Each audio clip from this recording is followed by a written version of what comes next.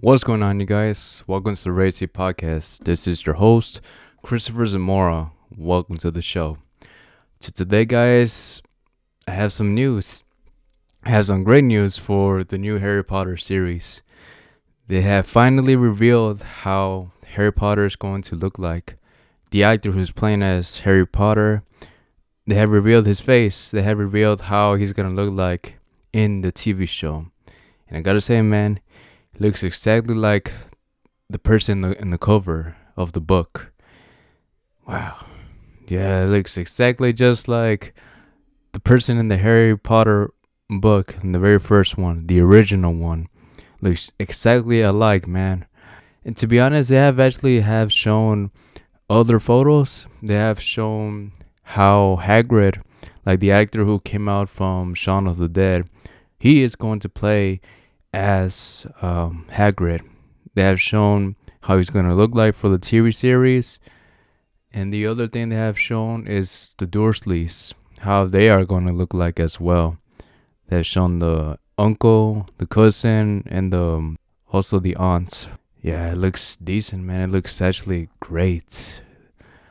Can't wait, man. I actually can't wait to actually see this TV series. We're going to get this series in 2027, so gonna have to wait a little bit longer.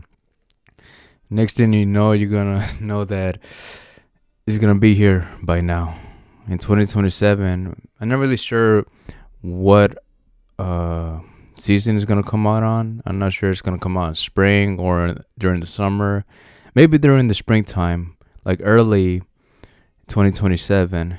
But yeah, guys, I'm excited because I do like Harry Potter, and I'm excited to actually see how this turns out. They're going to make 7 seasons for this TV show. Each season, they're going to have 8 episodes each. So they can cover a lot of information from the books that they could not have covered for the movies.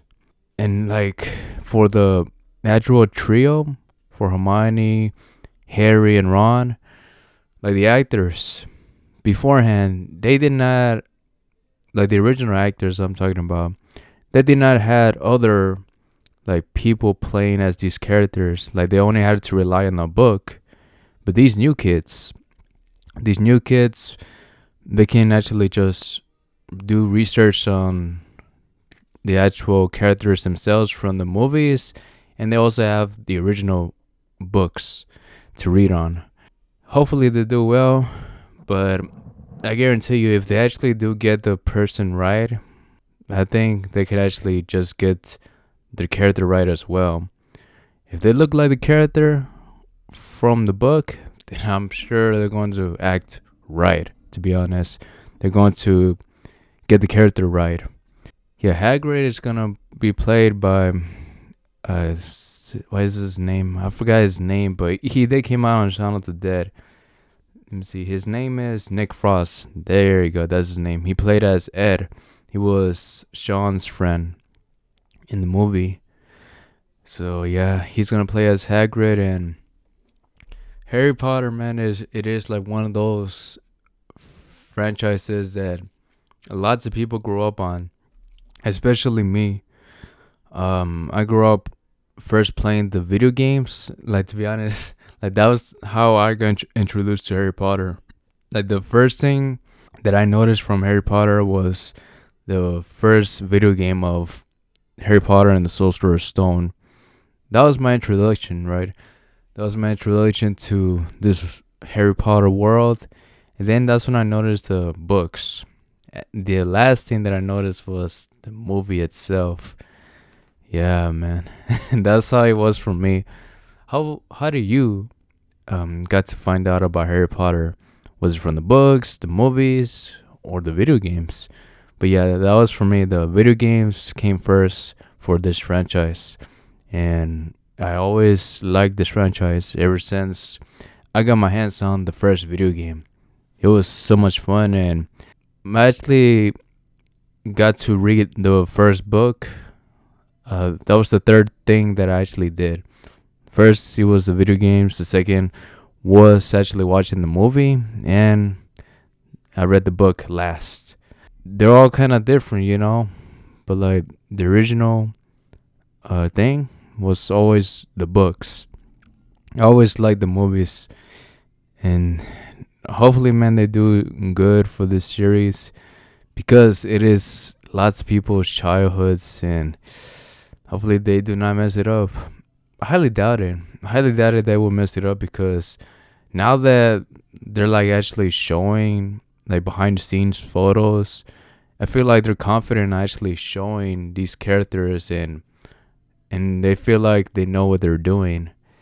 Just like the only thing that people just don't really like about the series is the cast for Snape.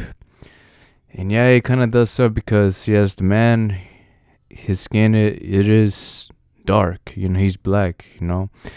And Snape in the movies he was white. Yeah, I don't know what they were thinking, but it is what it is. They believe that they got the right guy to play the job, and we can't do anything about it. We can just talk online and do everything we can to stop this thing from happening, but we know it's not gonna happen. They got the actor to portray Snape. They wanted him to play as Snape. The only thing we can do is just give this character a try. Just give it a try, man. That's all we can actually do. That's all we can do. To be honest, we can't just go to Warner Brothers and just protest and stuff. Yeah, people are not that crazy. But yeah, Harry Potter, man. The series is gonna come out in 2027, and let's see how it turns out. The next thing I want to talk to you about is about the Superman movie. I finally saw this movie, the newest one for the year 2025, and I gotta say, man, this was a nice movie. I enjoyed my time watching it. Yes, of course, it wasn't like Interstellar or something like that, like Oscar worthy film. It was a fun movie. It was a fun movie to watch. I'm not really gonna go into in heavy details for the movie because I just want you to enjoy the movie for yourself. But I'm just gonna give just my brief review for this movie. This movie actually just throws you into this world once you see it, and the characters, how they were portrayed, it was very comic booky, which is a good thing because most movies I gotta say the Man of Steel movie. The Man of Steel movie was a bit serious, That's what people are saying. Zack Snyder, he made Superman a little bit too serious. In the comics, yes, he was strong and confident, but he also got a funny side, He makes some jokes too, and I believe the guy David Cornsweet, he actually created the best character that he could for Superman. He actually changes his voice when he plays as Clark Kent because he is Clark Kent and he's also Superman. He has two different voices for the characters if you did catch up on that in the movie. Superman was actually a great movie because it did stick to the comics. The characters were portrayed very well, and the action scenes, they were pretty good, to be honest. And it wasn't at all too serious. It had its serious moments, but it also had its comedic moments. And we needed that because not everything can be too serious, It's a comic book movie. It's about heroes and villains as well. And they're being comic book characters. You know what I'm saying? That they have personalities, and I believe everybody who played these characters who are part of this project, they did good. And the next movie that's gonna come out from this DC universe is gonna be the Supergirl movie. Hint, hint. Yeah, Superman was a great movie. The color grading I do enjoy how it actually did look for this film.